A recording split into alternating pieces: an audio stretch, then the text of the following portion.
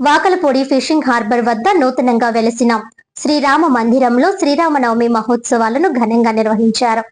ఈ సందర్భంగా పీటలపై శ్రీరామచంద్రుడు, నూకరత్నం దంపతులు, దండిప్రోలు శ్రీను, కాసులమ్మ దంపతులు, పాలకు కృష్ణం రాజు దంపతులు, పాలకు ఈశ్వరరావు దంపతులు పాల్గొని ప్రత్యేక పూజా కార్యక్రమాలు నిర్వహించారు.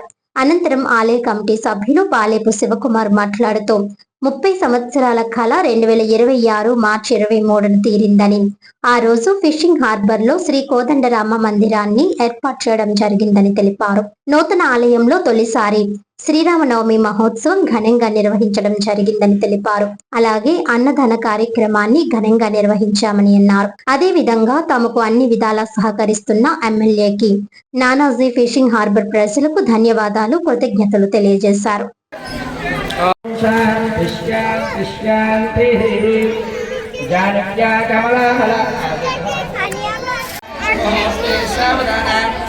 లక్ష్మీనారాయణ ప్రదాస్యామి ధారణాయ వై అష్టవర్షాలు భవేత్ కన్యాం ధర్మసారయ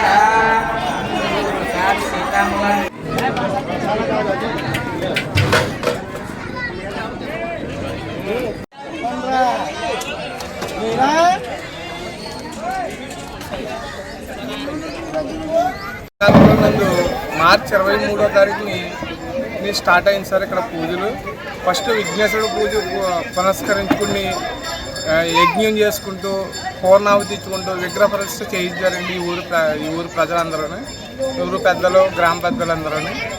అంతా ఈరోజు శ్రీరామనవమి కళ్యాణ మహోత్సవం సందర్భంగా రాముల వారికి కళ్యాణ మహోత్సవాలు జరుగుతున్నాయండి. ఇది ప్రతి సంవత్సరం ఇక్కడ నుంచి జరుగుతూనే ఉంటాయండి.